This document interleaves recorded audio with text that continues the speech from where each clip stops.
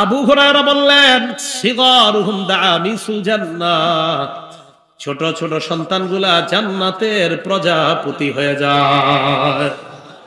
বাচ্চারা মারা গেলে কি হয়ে যায়? জান্নাতের প্রজাপতি হয়ে যায়। ইয়াতালাক্কা আহাদুহুম আবাহু আও ক্বালা আবাওয়াই, কিয়ামতের ময়দানে এই ছোট সন্তান তার বাবা অথবা বলেছেন বাবা মা উভয়ের সাথে সাক্ষাৎ করবে।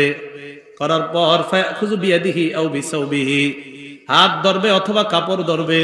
আবু হুরায়রা বলেন, আপনি তো কাপড়ের আঁচল নাই, আপনার দেই দেখাইতে বইটা। আবু হুরায়রা বলেন, আপনি একটু ধরেন টান দিয়ে, না ধরলে তুই বলো। আবু হুরায়রা বলেন, কামা আনা আখুযু বিসনিফাতি সাওবিকা হাযা, আমি তোমার কাপড়ের এই আঁচলটা যেইভাবে ধরে রাখছি এইভাবে বাচ্চা তার বাবা মায়ের কাপড়ের আঁচল ধরবে।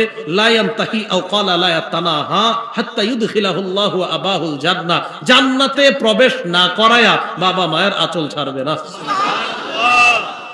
কিয়ামতের ময়দানে গর্ভপাত হওয়া সন্তানের মা বাবাকে যখন আল্লাহ জাহান্নামে প্রবেশ করাবেন, প্রবেশ করানোর পর ওই গর্ভপাত হওয়া সন্তান আল্লাহর সাথে ঝগড়া করবে।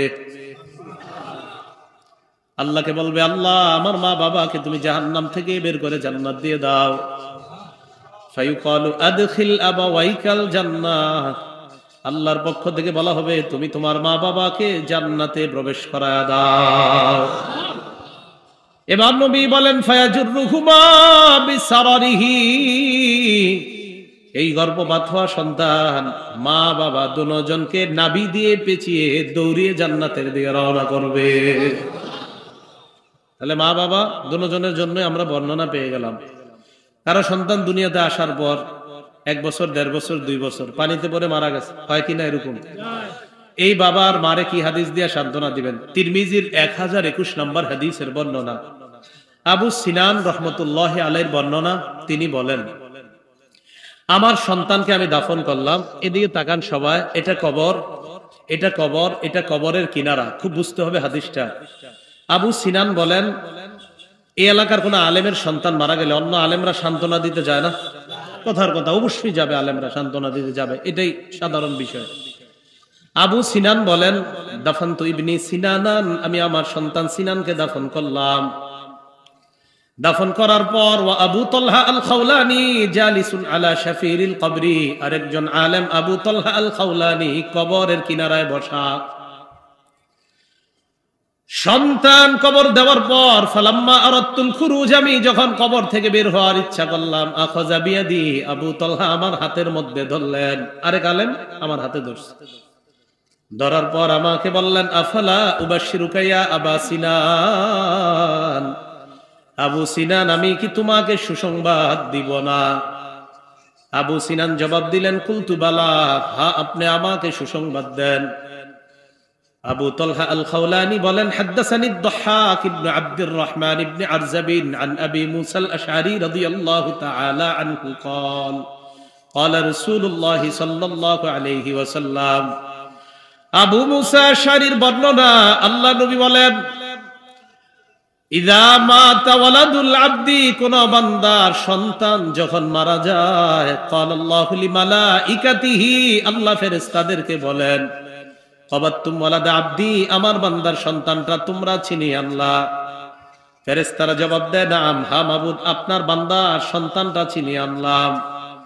এরপর আল্লাহ বলেন, ক্বাবাতুম সামারাতা ফুআদিহি, আমার বান্দার কলিজার টুকরাটা ছিনিয়ে আনলা।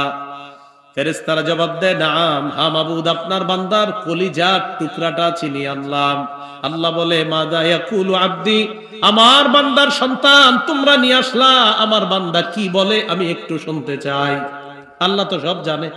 এরপরে এটা কেন?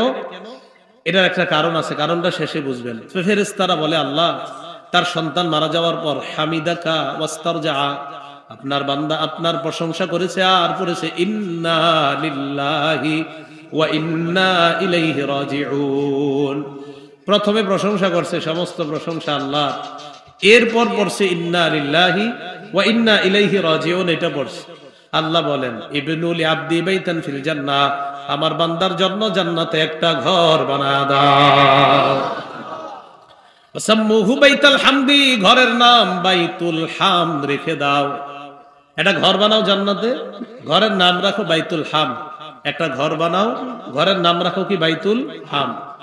এহার আলেম ছাড়া অন্যরা বলেন তো, কোন বান্দার সন্তান যখন মারা যায় আল্লাহ তার জন্য জান্নাতে একটা ঘর বানায়, উলামা কেরাম জানে বিষয়টা। আপনারা বলেন তো ঘরটার নাম কি? বাইতুল হাম। তো যার সন্তান মারা যায় তাকে আরেকটা সান্ত্বনা দিবেন যখন তাকে দেখতে যাবেন। মুসলিম শরীফের 2635 নম্বর হাদিসের বর্ণনা, আবু হাসান রাহমাতুল্লাহি আলাইহি তাবি, তিনি বলেন, ইন্নাহু কদ মাতালি ইবনান, আমার দুটি ছেলে মারা গেছে। ফাকুলতু লিআবি হুরায়রা রাদিয়াল্লাহু তাআলা আন, আবু হুরায়রা রাদিয়াল্লাহু তাআলা আনহুকে আমি বললাম, আমার দুটি সন্তান মারা গিয়েছে। ফামা আনতা বিমুহাদ্দিসি আর রাসূলিল্লাহি সাল্লাল্লাহু আলাইহি ওয়াসাল্লাম বিহাদিসিন তুতাইবু বিহি আনফুসানা আন মাউতানা, আপনি এমন কোন হাদিস বলেন যে হাদিসের মাধ্যমে আমরা নিজেদেরকে সান্ত্বনা দিতে পারি। আবু হুরায়রা বললেন, হ্যাঁ এমন একটা হাদিস আছে। কয় কি হাদিস?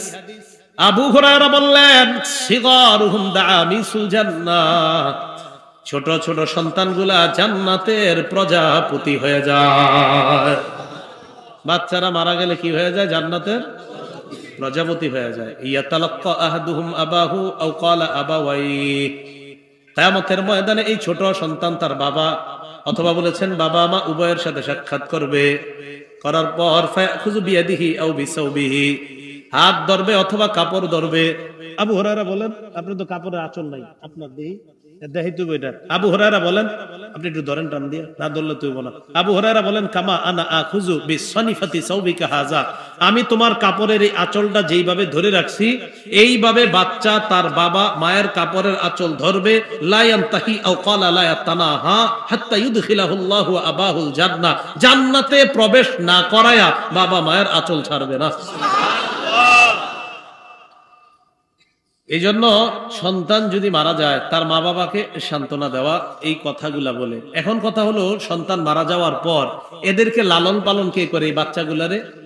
সহিহুল জামে কিতাবের নাম 1023 নম্বর হাদিসের বর্ণনা, ক্বালা রাসূলুল্লাহ সাল্লাল্লাহু আলাইহি ওয়াসাল্লাম, নবীজি সাল্লাল্লাহু আলাইহি ওয়াসাল্লাম বলেন, আতফালুল মুমিনিনা ফি জাবালিন ফিল জান্নাহ, মুমিনদের ছোট ছোট সন্তানগুলা শৈশবে যদি মারা যায় তারা জান্নাতের পাহাড়ের মধ্যে অবস্থান নেয়।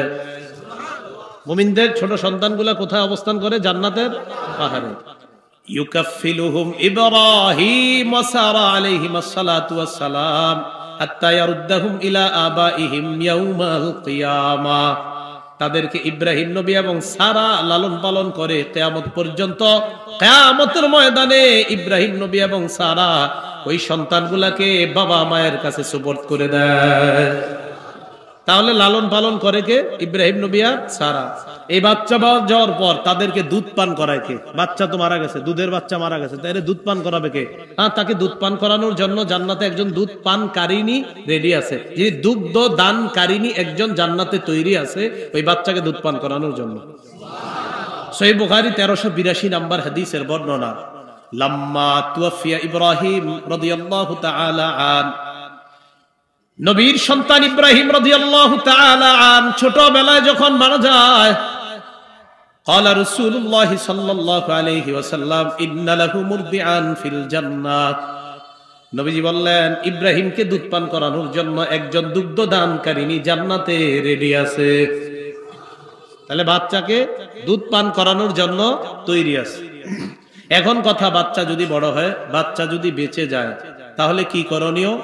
1 নাম্বার করণীয়, বাচ্চার কানে আজান দেওয়া। বলেন কি করা? আজান দেওয়া। আবু দাউদ শরীফের 5105 নম্বর হাদিসের বর্ণনা, উবাইদুল্লাহ ইবনে আবি রাফি' থেকে বর্ণনা, তিনি বলেন, আমার আব্বা বলেছেন, রাআইতু রাসূলুল্লাহ সাল্লাল্লাহু আলাইহি ওয়াসাল্লাম আযানা ফি উযুনিল হাসান ইবনে আলী ইবনে আবি তালিব রাদিয়াল্লাহু তাআলা আন হিনা ওয়ালাদাতহু ফাতিমা বিস-সালাহ। ফাতিমা রাদিয়াল্লাহু তাআলা আনহা যেদিন তার সন্তান হাসানকে জন্ম দেয়, আমি দেখলাম নামাজের যেমন আজান হয়, আল্লাহ নবীকে দেখলাম হাসানের কানের মধ্যে অবিকল নামাজের মতো আজান দেয়। তাহলে 1 নাম্বার আজান দেওয়া। বলেন কি করা? আজান দেওয়া। 2 নাম্বার তাহনিক করানো। কি করানো? তাহনিক। তাহনিক বলা হয় জন্মের পর কোন আল্লাহওয়ালার কাছে নিয়ে যাবেন, একটা খেজুর আনবেন, খেজুর নিয়ে যাবেন, উনি খেজুর চাবাবে, খেজুর চাবানো থুতুটা বাচ্চার মুখের মধ্যে দিবে, চাবানো খেজুরের সামান্য অংশ বাচ্চার মুখের ভিতরে তালুর উপরের অংশে লাগিয়ে দিবে। সহিহ বুখারীর বর্ণনা 3909 নম্বর হাদিসের বর্ণনা।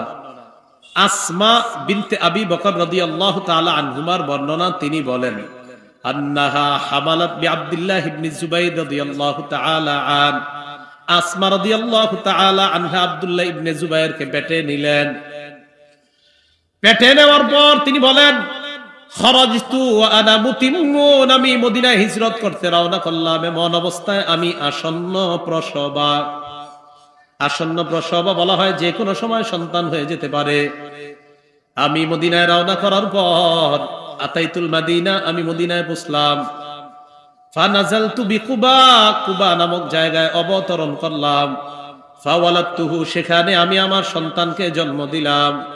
ফাতাইতু বিহি রাসূলুল্লাহি সাল্লাল্লাহু আলাইহি ওয়াসাল্লাম, আমি আমার সন্তানটাকে নিয়ে আল্লাহ নবীর কাছে আসলাম। ওয়াদাতুহু ফি হাজরিহি, আল্লাহ নবীর কোলের মধ্যে রাখলাম।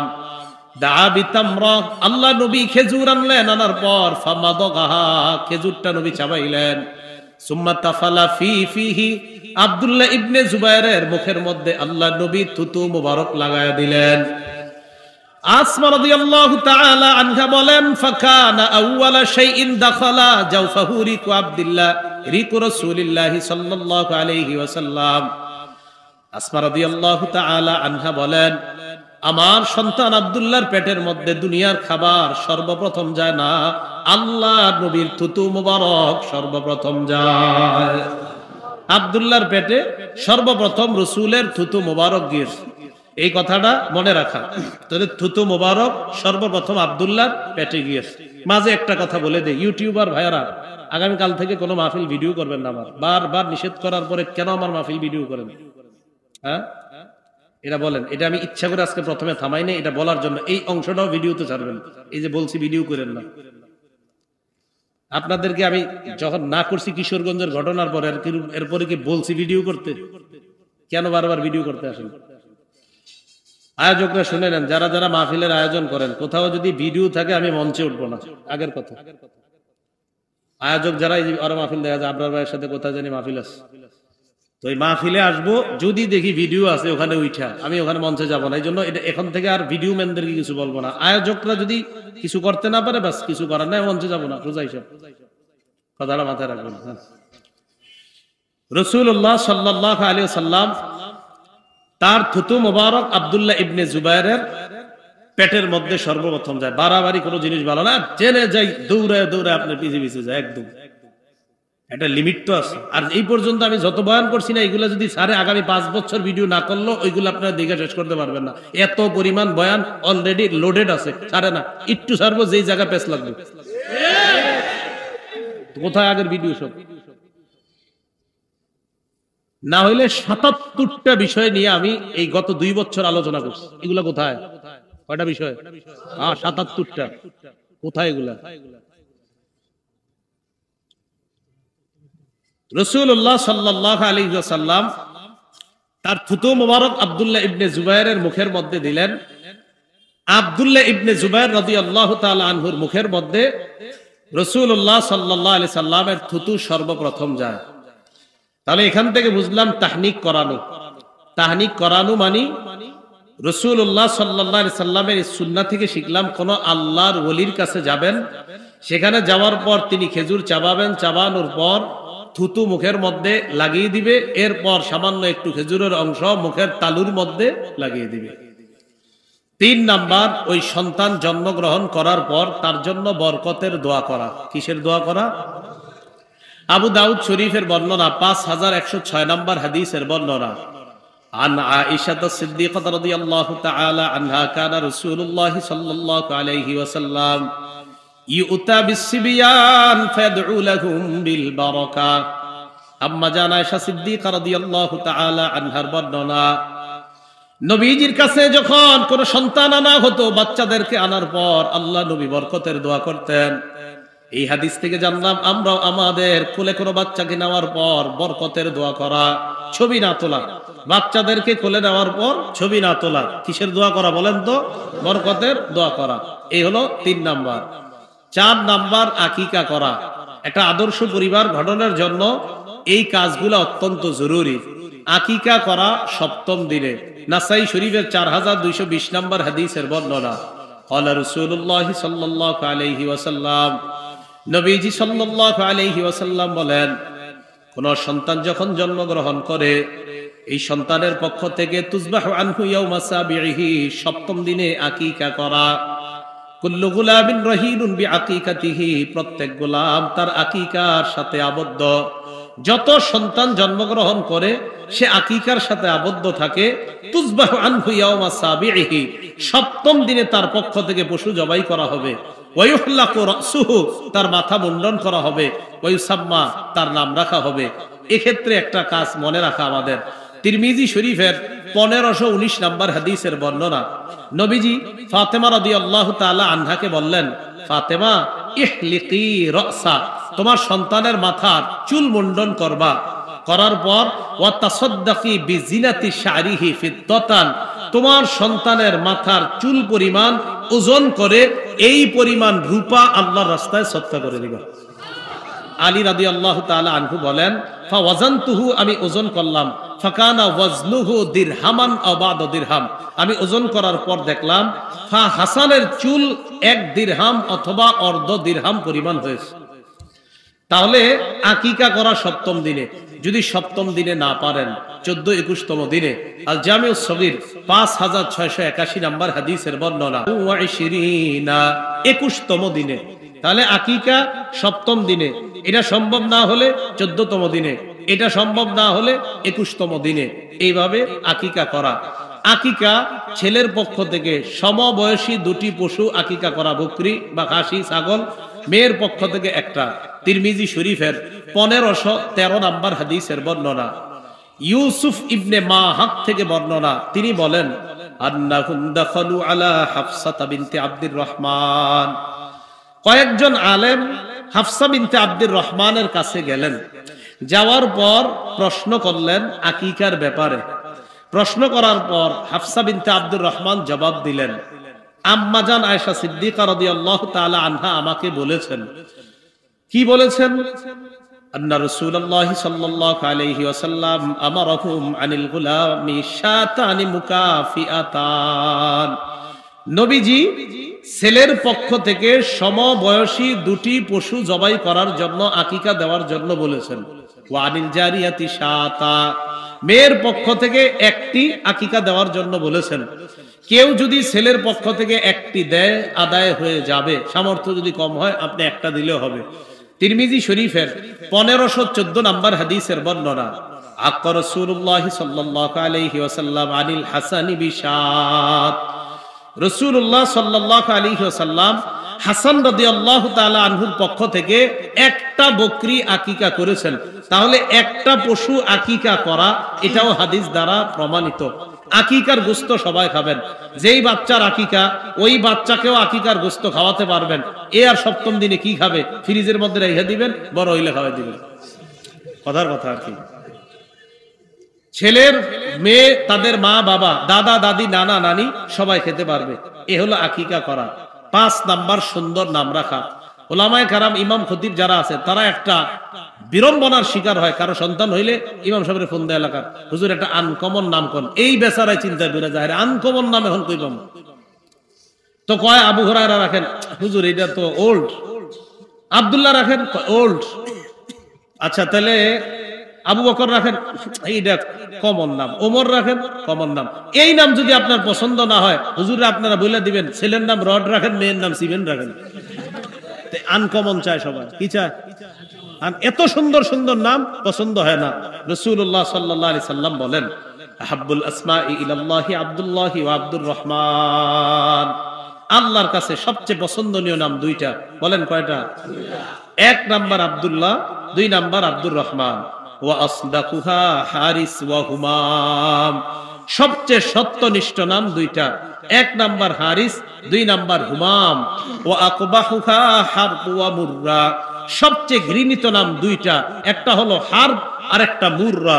হারব মানে যুদ্ধ, মুররা মানে তিতা। তাহলে সবচেয়ে পছন্দনীয় নাম আব্দুল্লাহ, আব্দুর রহমান। সবচেয়ে সত্যনিষ্ঠ নাম হারিস, হুমাম। সবচেয়ে নিকৃষ্ট ঘৃণিত নাম একটা হলো হারব আর একটা হলো মুররা।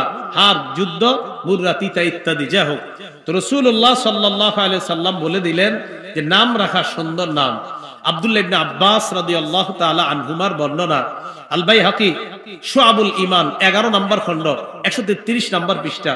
আব্দুল্লাহ ইবনে আব্বাস রাদিয়াল্লাহু তাআলা আনহুমা বলেন, قد علمنا حق الوالد يا رسول الله فما حق الولد। ইয়া রাসূলুল্লাহ, পিতা মাতার হক আমাদের জানা আছে, সন্তানের হক আমাদের জানা নাই, মেহেরবানি করে আমাদেরকে জানায়া দেন। হুজুর, পিতা মাতার হক জানি, সন্তানের হকটা কি, পিতা মাতার কাছে কি পায় একটু জানান।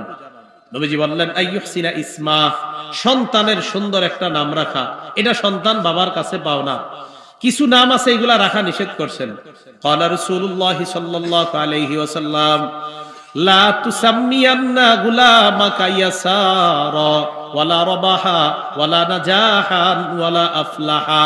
নবীজি বলেন, তুমি তোমার সন্তানের নাম ইয়াসার রাখো না, তোমার সন্তানের নাম নাজাহ রাখো না, তোমার সন্তানের নাম রবাহ রাখো না, তোমার সন্তানের নাম আফলাহ রাখো না। এই নামগুলা তুমি রাখো না সন্তানের। তাহলে ভালো নাম রাখা, সুন্দর নাম রাখা, এটা সন্তানের 5 নাম্বার অধিকার। 6 নাম্বার অধিকার, নবুবী তরবিয়ত শিক্ষা দেওয়া। বলেন কি তরবিয়ত? সবাই বলেন কি তরবিয়ত? নববী তরবিয়ত শিক্ষা দেওয়া। শৈশব থেকে নববী তরবিয়তে যখন সন্তানকে আপনি বড় করবেন, তখন এই সন্তান আপনাকে বৃদ্ধাশ্রমে রেখে আসবে না। যদি নববী তরবিয়তে এই সন্তানটাকে আপনি বড় করেন। নববী তরবিয়তের মধ্যে শ্রেষ্ঠ তরবিয়ত, আমার সাথে জোরে সোরে বলবেন, বলেন নামাজ। কি তরবিয়ত? আবু দাউদ শরীফের 495 নাম্বার হাদিসের বর্ণনা। ক্বালা রাসূলুল্লাহ সাল্লাল্লাহু আলাইহি ওয়াসাল্লাম, মুরু আওলাদাকুম বিস-সালাত ওয়া হুম আবনাউ 7 সিনিন। নবীজি বলেন, তোমরা তোমাদের সন্তানকে নামাজের আদেশ করো যখন তাদের বয়স হয় 7। ওয়াদরিবুহুম আলাইহা ওয়া হুম আবনাউ 10 সিনিন। বয়স যখন 10 হয় তখন তাদেরকে প্রয়োজনে মৃদু আঘাত করো। এক্ষেত্রে একটা কথা মনে রাখা, বাচ্চাকে অথবা মাদ্রাসার কোন সন্তানকে এত জোরে আঘাত না করা যে আঘাতের কারণে এই সন্তানের এমন কোন ক্ষতি হয়ে যায়, অঙ্গের কোন ক্ষতি হয়, এই জাতীয় আঘাত না করা। সেটা মা বাবা হই আর কোন মাদ্রাসা হই, যেখানে এমন কোন আঘাত না করা। রসুলের কাছে 2টা বালক আনা হলো। এক বালককে রসুল হযরত আলীর কাছে দিলেন। দেওয়ার পর বললেন, আলী, লা তাদরিবুহু, এই বাচ্চাটাকে তুমি প্রহার করবা না। ফাইন্নী নুহিতু আন দরবি আহলিস সালাহ, আমাকে নিষেধ করা হয়েছে আমি যেন নামাজীদেরকে না মারি। কি না মারি? আমি যেন নামাজীদেরকে না মারি। ওয়া ইন্নী রাআইতুহু ইউসাল্লি মুনযু আকবালনা, আমি এই এলাকায় আসার পরে দেখছি এই ছেলেটা নামাজ পড়ে। আলী, তুমি তাকে মারবা না। তাহলে যে নামাজ পড়ে, যার অভ্যাস আছে, ছোট্ট মানুষ নামাজ পড়ে, হযরত আলীকে রাসূল বললেন তাকে তুমি প্রহার করবা না। নামাজ না পড়লে মৃদু আঘাত করা এটা দোষণীয় না, আঘাত করা যেতে পারে, তবে সেটা যেন অসহনীয় পর্যায়ে না যায়। কথা কি বুঝে আসছে? তাহলে 6 নাম্বার, নববী তরবিয়ত শিক্ষা দেওয়া, শ্রেষ্ঠ শিক্ষা নামাজ। 10 বছর বয়সে ছেলে এবং মেয়েকে এক বিছানায় তো রাখার প্রশ্নই আসে না। কয় বছর বয়সে? 10 বছর বয়সে বিছানা আলাদা করেন। প্রথম কথা, ভাই বোনের বিছানা 10 বছর বয়সে টোটাল বিছানা আলাদা হবে। আর যদি ভাই ভাই হয় আর বোন বোন হয়, সেক্ষেত্রে সম্ভব হলে বিছানা আলাদা, মানে 2 বোনকে 2 বিছানা সম্ভব হলে। সম্ভব না হলে 2 বোন যদি এক বিছানায় থাকে, 2 ভাই যদি এক বিছানায় থাকে, ল্যাপ কাঁথা কম্বল আলাদা দেওয়া, মাঝে কোলবালিশ দেওয়া। ভাই ভাই এক বিছানায়, মানে সামর্থ্য কম, সেক্ষেত্রে আপনি কাঁথা কম্বল আলাদা দেওয়া। বয়স যখন 10 হয়। আবু দাউদের 4018 নম্বর হাদিস। ক্বালা রাসূলুল্লাহ সাল্লাল্লাহু আলাইহি ওয়াসাল্লাম, নবীজি বলেন, লা ইফদির রাজুলু ইলা রাজুলি ফি সাওবিন ওয়াহিদ ওয়া লা তুফদিল মারআতু ইলাল মারআতি ফি সাওবিন ওয়াহিদ। এক পুরুষ আরেক পুরুষের সাথে এক কাঁথা কম্বল লেপের নিচে যেন না ঘুমায়, এক নারী আরেক নারীর সাথে এক কাঁথা কম্বলের নিচে যেন না ঘুমায়। প্রথম কথা, কন্যা সন্তান যখন 10 বছর হবে ওই কন্যা সন্তানের বিছানা বাবা এবং ছেলে থেকে আলাদা করা। কি বললাম? বাবা এবং ছেলে থেকে, হ্যাঁ, আব্দুল মুখতার স্পষ্ট কথা, বাবা এবং ছেলে থেকে আলাদা করা। পরের কথা, দুই ভাইকে এক বিছানায় যদি দেন, দুই বোনকে যদি এক বিছানায় দেন, আলাদা কাঁথা কম্বল লেপের ব্যবস্থা করেন, মাঝে কোল বালিশ দেন। সামর্থ্য থাকলে সবাইকে আলাদা খাট দিয়ে দেন। এটা নববী তরবিয়ত। তো রাসূলুল্লাহ সাল্লাল্লাহু আলাইহি সাল্লাম বললেন, তোমাদের সন্তানকে 7 বছর বয়সে নামাজের আদেশ করো, 10 বছর বয়সে মৃদু আঘাত করো, বিছানা আলাদা করে দাও। ভাই কথাগুলো মনে থাকবে? 7 নাম্বার, সন্তানকে সুশিক্ষায় শিক্ষিত করা। বলেন কি শিক্ষা? শ্রেষ্ঠ শিক্ষা, আমার সাথে বলেন কোরআন। শ্রেষ্ঠ শিক্ষা এবার বলেন, বলেন এরপর হাদিস। শ্রেষ্ঠ শিক্ষার প্রথম বলেন, শ্রেষ্ঠ শিক্ষার প্রথম। আপনার সন্তান যাই হবে আর না হবে, যদি মুসলমান হয় কোরআন শিখতেই হবে। যদি কি হয়? মুসলমান হয়, তাহলে কি শিখতে হবে? তাহলে শ্রেষ্ঠ শিক্ষা কোরআনের শিক্ষা, এরপর হাদিসের শিক্ষা। তো কোরআন এবং হাদিস উভয় শিক্ষা, এটা সন্তানকে দেওয়া। রাসূলুল্লাহ সাল্লাল্লাহু আলাইহি ওয়াসাল্লাম বলেন, সহিহ বুখারীর বর্ণনা 5027 17 নম্বর হাদিসের বর্ণনা, قال رسول الله صلى الله عليه وسلم, নবীজি বলেন, খায়রুকুম মান তাআল্লামাল কুরআন ওয়া আল্লামা, তোমাদের মধ্যে সর্বোত্তম ওই ব্যক্তি যে কোরআন শিখে অন্যকে শিখায়। তিরমিজির বর্ণনা 2909 2910 নম্বর হাদিসের বর্ণনা, মান ক্বারাআ হারফাম মিন কিতাবিল্লাহ ফালাহু বিহি হাসানা, কোরআনের একটি অক্ষর যদি কেউ পড়ে তার আমল নামায় ওয়াল হাসানাতু বিআশরি আমসালিহা, এক অক্ষরে 10টা নেকি লিপিবদ্ধ হয়ে যায়। পড়েন তো আলহামদু, আবার আলহামদু, আলহামদু, এভাবে পড়ায় না হুজুররা? আবার পড়েন তো আলহামদু। আমি আপনাদেরকে 4 বার পড়াইছি। আলহামদুতে 5টা অক্ষর, আ হামদু 5 অক্ষর, 50 নেকি। 2 বার শিখাইছিলাম আপনাদেরকে, 100 নেকি। তৃতীয়বারও আপনাদেরকে বলাইছি, 150 নেকি। চতুর্থবার বলাইছি, 200 নেকি সবাই পেয়ে গেছেন।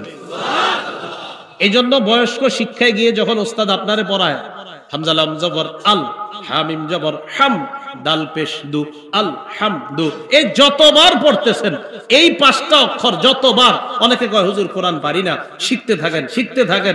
আপনি পারতেছেন না, বয়স হয়ে যাওয়ার পর শিখতে থাকেন। একটা ক্ষতি তো আর নাই, লস তো আছে আপনার। এই যে 100 বার আপনি আলহামদু পড়লেন, এই আলহামদু 100 বার পড়ার কারণে প্রতি আলহামদুতে 50টা নেকি হইলে 100 বার যে প্র্যাকটিস করলেন, কত নেকি আজকে বাসায় গিয়ে ক্যালকুলেটরে হিসাব করেন। তাহলে শ্রেষ্ঠ শিক্ষা কোরআনের শিক্ষা। যদি কোরআনের শিক্ষা না দেন, তখন এই সন্তান বড় হওয়ার পর বলতে পারে, উল্টা পাল্টা কথা তার মুখ দিয়ে বের হয়ে যেতে পারে। কোরআনের শিক্ষা যখন তার মাঝে থাকবে, সে শিখবে। সূরা বাকারার 66 নম্বর আয়াতে আল্লাহ দাউদ নবীর এক জাতি অবাধ্য হওয়ার কারণে বলেছেন, কুনু কিরাদাতান খাসিইন, তোমরা নিকৃষ্ট বানর হয়ে যাও। সাহাবারা বললেন, হুজুর তখন থেকেই কি বানর দুনিয়াতে? নবীজি বললেন, না, মানুষ আল্লাহর একটা সৃষ্টি, বানরও আল্লাহর আলাদা সৃষ্টি। কোন মানুষকে আল্লাহ বানর বানায়া দেওয়া, এটা হলো তার জন্য গজব। বানর থেকে মানুষ অথবা মানুষ থেকে বানর, বিষয়টা এমন না। কোন মানুষকে যদি আল্লাহ বানর বানায়, সেটা হলো তার জন্য গজব। কিন্তু মনে রাখতে হবে, মানুষ এটা আল্লাহর সম্পূর্ণ আলাদা একটা সৃষ্টি, বানর আল্লাহর আলাদা একটা সৃষ্টি। মানুষ থেকে বানর বা বানর থেকে মানুষ, এই বিষয়টা সত্য না। কথা কি বুঝে আসছে? তাহলে সন্তানকে যখন সুশিক্ষায় শিক্ষিত করা যাবে, তখন সন্তানের বুঝে আসবে। এই জন্য 7ম কথা হলো বাচ্চার অধিকার, সুশিক্ষায় সন্তানকে শিক্ষিত করা। 8 নাম্বার, সন্তানকে যদি দুনিয়াতে থাকতে সম্পত্তি দিতে চান, তাহলে ফতুয়া বিভাগের ফতুয়া এনে সব সন্তানকে কি সমান দিবেন, না একটু কম বেশি দিতে পারবেন জীবদ্দশায়?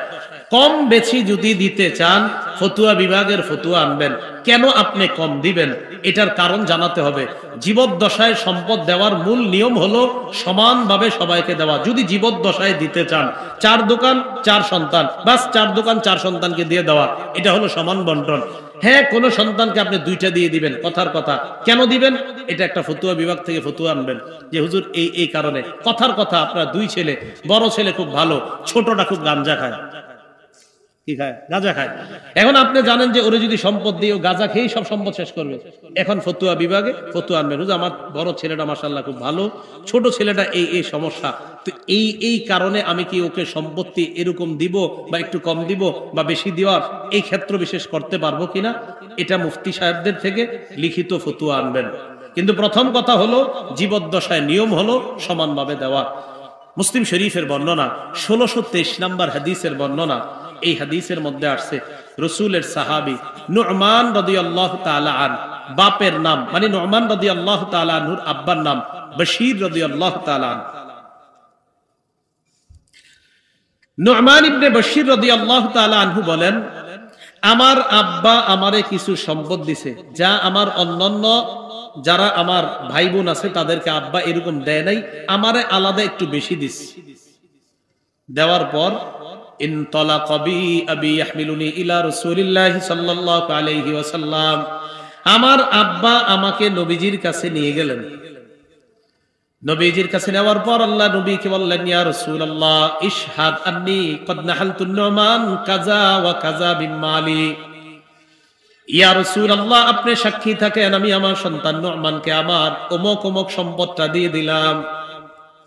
নবীজি বলেন, তুমি যে নুমানকে ওই সম্পদটা দিলা, আকুল্লা বানিকা ক্বাদ নাহালতা মিসলা মা নাহালতা নুমান, তোমার অন্যান্য সন্তানদেরকে নুমানের মতো দিয়েছো কিনা? কয় জি না। নবী বললেন, ফাশহাদ আলা হাযা গায়রি, তাহলে আমার ছাড়া অন্য কাউরে সাক্ষী বানাও।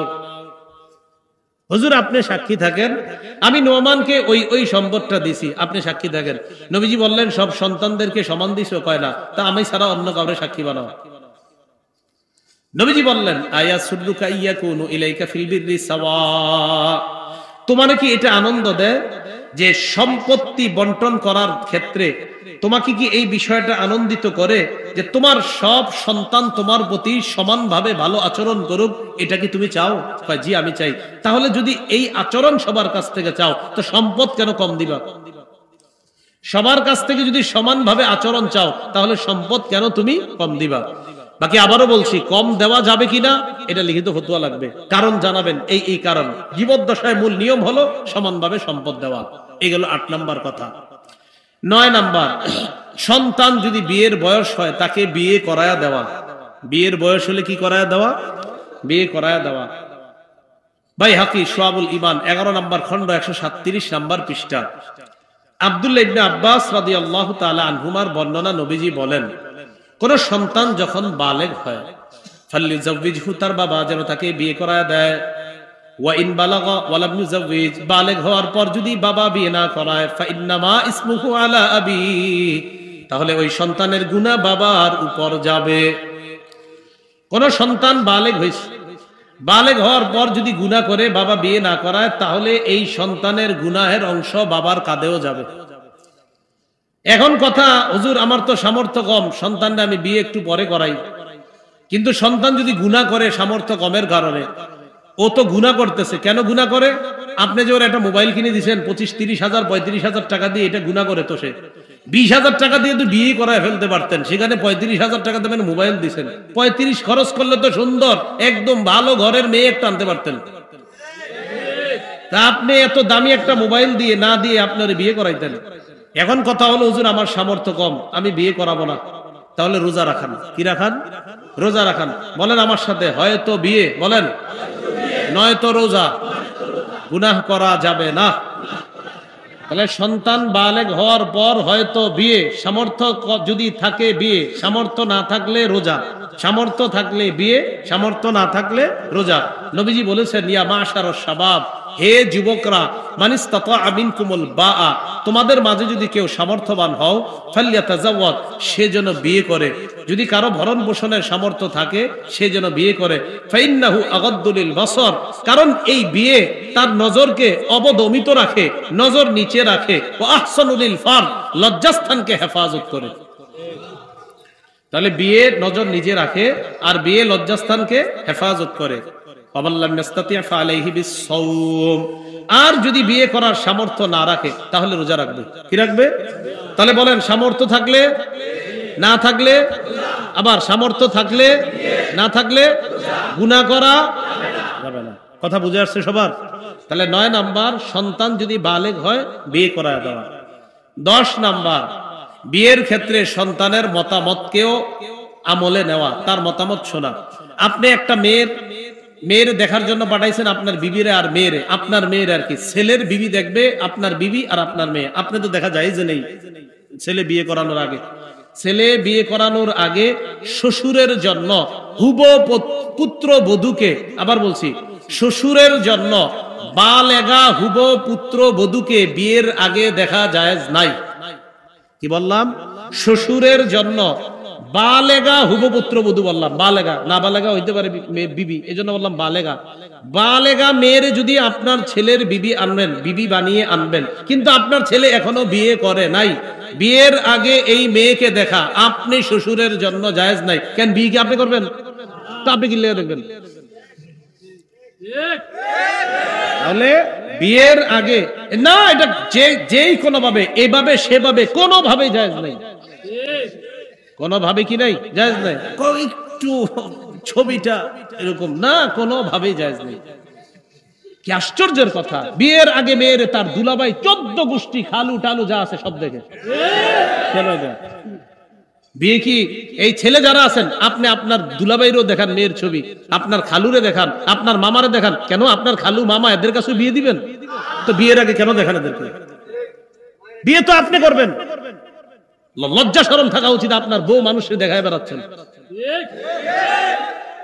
রাসূলুল্লাহ সাল্লাল্লাহু আলাইহি সাল্লাম হাদিস দ্বারা স্পষ্ট প্রমাণিত যে বিয়ের আগে ছেলে মেয়ে তাদের মতামত, এটাকে গুরুত্ব দেওয়া।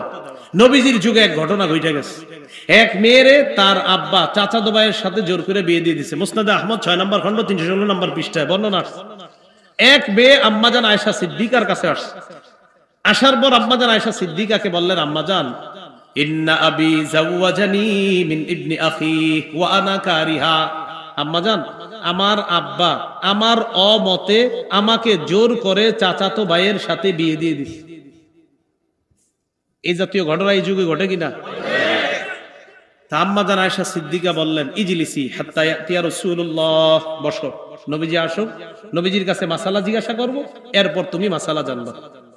তো নবীজি সাল্লাল্লাহু আলাইহি সাল্লাম আসছে। আসার পর আম্মাজান বললেন, হুজুর, এই মেয়েটাকে তার আব্বা অনুমতি ছাড়া, মেয়েটার অমতে, মেয়েটার অপছন্দনীয় থাকা সত্ত্বেও তার চাচাতো ভাইয়ের সাথে জোর করে বিয়ে দিয়ে দিয়েছে। নবীজি বললেন, তার বাপেরে ডাকো। ডাকছে। আনার পর নবীজি ওই মেয়েটাকে বললেন, তুমি কি এই বিয়েতে থাকবা নাকি বিয়ে ভেঙে দিব? মেয়েটা বললেন, হুজুর, আজাস্তুমা সনা আবি, আমার আব্বা যে কাজটা করছে আমি অনুমোদন দিয়ে দিলাম, আমি এই বিয়ে মেনে নিলাম। তো আসছো কেন বিয়ে মেনে নিলে? মেয়েটা বললেন, হুজুর, বিয়ের ক্ষেত্রে যে একটা মেয়ে তার মত ব্যক্ত করার অধিকার রাখে, এই অধিকারটা কিয়ামত পর্যন্ত প্রতিষ্ঠিত যেন হয়ে যায়, এই আইনটা চালু করার জন্য আমি আপনার কাছে আসছি। রাসূলুল্লাহ সাল্লাল্লাহু আলাইহি সাল্লাম বাস মেয়েরও যে একটা মত থাকতে পারে সেদিন থেকে নবীজি জানিয়ে দিলেন যে একটা মেয়ে, তাকেও বিয়ের ক্ষেত্রে জিজ্ঞাসা করতে হবে। কথাগুলো কি মনে থাকবে? 11 নাম্বার, সন্তানের ভরণ পোষণের দায়িত্ব আপনার, অন্তত বালেগ হওয়ার আগ পর্যন্ত। আবু দাউদের বর্ণনা 1692 নাম্বার হাদিস। ক্বালা রাসূলুল্লাহ সাল্লাল্লাহু আলাইহি ওয়াসাল্লাম, নবীজি বলেন, কাফা বিল মারই ইসমান আইয়ুদাইয়া মা ইয়াকুত। কোন বাবা গুনাহগার হওয়ার জন্য এতটুকুই যথেষ্ট, সে তার টাকা পয়সাগুলা সন্তানাদি পরিবারের পিছনে খরচ না করে অযথা অন্যান্য জায়গায় নষ্ট করে ফেলে, এই বাবা গুনাহগার হওয়ার জন্য এতটুকুই যথেষ্ট। এটা গেল 11 নাম্বার, সন্তানের ভরণ পোষণের দায়িত্ব বাবার। 12 নাম্বার, সন্তানের বিরুদ্ধে বদদোয়া না করা। এটা আবু দাউদের বর্ণনা 1532 নাম্বার বর্ণনা। ক্বালা রাসূলুল্লাহ সাল্লাল্লাহু আলাইহি ওয়াসাল্লাম, নবীজি বলেন, লা তাদউ আলা আনফুসিকুম, নিজেদের বিরুদ্ধে বদদোয়া করো না। ওয়ালা আলা আওলাদিকুম, সন্তানের বিরুদ্ধে বদদোয়া করো না। ওয়ালা আলা আমওয়ালিকুম, সম্পদের বিরুদ্ধে বদদোয়া করো না। ওয়ালা আলা খাদামিকুম, কর্মচারী চাকর বাকর যারা আছে তাদের বিরুদ্ধেও বদদোয়া করো না। তাহলে সন্তানের বিরুদ্ধে বদদোয়া না করা, কর্মচারী তাদের বিরুদ্ধে বদদোয়া না করা। বিশেষ করে মা যারা আছেন, মারা অনেক সময় আপনি কথায় কথায় আর কি, যদিও আপনি সন্তানকে অনেক ভালোবাসেন, এরপরে অনেক সময় অভিশাপ দিয়ে ফেলেন, গাড়ির তলে বইরা পড়তে পারোস না, কথার কথা। রাসূলুল্লাহ সাল্লাল্লাহু আলাইহি সাল্লাম নারীদের সামনে গিয়ে বললেন, ইয়া মাশারাত নিসা তাসাদদাকনা ওয়ালাউ মিন হুলিয়িকুন্না, হে নারীরা তোমরা সদকা করো, যদিও তোমাদের অলংকার আদি দিয়ে হয়, অলংকার দিয়ে হলেও সদকা করো। ফাইন্নী উরিতুকুন্না আকসার আহলিন নার, আমি দেখলাম তোমরা বেশিরভাগ জাহান্নামী, বেশিরভাগ জাহান্নামী। অন্য বর্ণনায় নবী কি বলে দেখেন, আমাকে জান্নাত দেখানো হলো, জাহান্নাম দেখানো হলো। আমি দেখলাম জান্নাতের মধ্যে ইন্না আকাল্লা সাকিনিল জান্নাহ আন-নিসা, আমি দেখলাম জান্নাতে অধিবাসীদের মধ্যে সবচেয়ে কম সংখ্যক নারীরা। জান্নাতের অধিবাসীর মধ্যে কম সংখ্যক আর জাহান্নামে বেশি সংখ্যক। এতে আমার আপনার আনন্দিত হওয়ার কিছু নাই। আমার মা হবে, আমার বোন হবে, আমার বিবি হবে, আমার আত্মীয়র কোনো মেয়েই তো হবে। তো নবীজি বললেন, আমি দেখলাম বেশিরভাগ তোমরা জাহান্নামী, জান্নাতে অধিবাসীদের মধ্যে কম দেখলাম তোমাদেরকে। এক নারী বললেন, হুজুর এটা কেন আমাদেরকে বেশি দেখলেন জাহান্নামে? নবীজি বলেন, তুকসিবনাল লাইনা ওয়া তাকফুরনাল আশীর, তোমরা বেশি বেশি অভিশাপ দাও আর তোমরা স্বামীর অবাধ্য হও, নাফরমানি করো। তোমরা বেশি বেশি অভিশাপ দাও আর তোমরা স্বামীর নাফরমানি করো, এই কারণে তোমরা বেশি বেশি সদকা করো, আর এই অপরাধ দুইটার কারণে তোমরা বেশিরভাগ জাহান্নামী হবে। তো কি বুঝলাম? সন্তানের বিরুদ্ধে বদদোয়া না করা, সম্পদের বিরুদ্ধে বদদোয়া না করা, নিজের বিরুদ্ধে বদদোয়া না করা, চাকর বাকর যারা আছে তাদের বিরুদ্ধেও বদদোয়া না করা। 1 নাম্বার জন্মের পর আজান দেওয়া। 2 নাম্বার তাহনিক করানো। তাহনিকটা ওলামারা ছাড়া অন্যরা বলতে পারবেন? যেহেতু 2-3 জন কইছেন, তাহনিক কারে কয়? আলেম ছাড়া অন্যরা বলতে পারবেন? কারে কয়? মুখে কি দিবে? থুতু দেওয়ার পর খেজুরের একটা অংশ মুখের ভিতর তালুর উপর লাগাই দিবে, এই 2 নাম্বার। 3 নাম্বার বরকতের দোয়া করা। 4 নাম্বার আকিকা করা। 5 নাম্বার সুন্দর নাম রাখা। 6 নাম্বার নবুবী তরবিয়ত শিক্ষা দেওয়া। 7 নাম্বার সুশিক্ষায় শিক্ষিত করা। 8 নাম্বার জীবদ্দশায় সম্পদ দিলে সমানভাবে সম্পদ বন্টন করা। কম বেশি দেওয়ার নিয়ত থাকলে ওলামাদের কাছ থেকে ফতুয়া জেনে নেওয়া। 9 নাম্বার বিয়ের বয়স হলে বিয়ে করানো। 10 নাম্বার ছেলে মেয়ের কথা কেউ বিয়ের ক্ষেত্রে গুরুত্ব দেওয়া। 11 নাম্বার সন্তানের ভরণ পোষণের দায়িত্ব নেওয়া। 12 নাম্বার সন্তানের বিরুদ্ধে বদদোয়া না করা। আল্লাহ পাক রব্বুল আলামিন আমাদের সকলকে যে কথাগুলো শুনলাম বললাম, একটা আদর্শ পরিবার যেন সকলের আমরা গঠন করতে পারি। আল্লাহ প্রত্যেকের পরিবারকে যেন